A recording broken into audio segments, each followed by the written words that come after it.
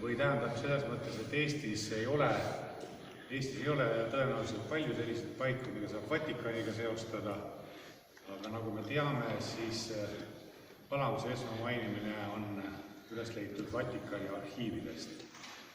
Ja kui Kärkna kloostri mungad siin esimese kiriku rajasid 785 aastat tagasi, ju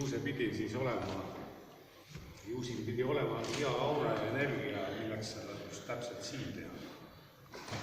Täna on muidugi kloostrist järele ainult mälestus, aga Palamuse oli ja jääb ja õitseb edasi. Aga kindlasti on see hea aura ja energia siin endiselt olemas, mis väljendub siinse rahva teotahtes, ettevõtlikkuses, kogukonna tundes ja selle hoidmises. Möödunud laupäeval ma käisin siinsamas Vaguda laval öölaulu, ilmselt ka paljud seal käisite. Ja lisaks toredale kontserdile pani mind just mõnes mõttes imestama rahvarohkus.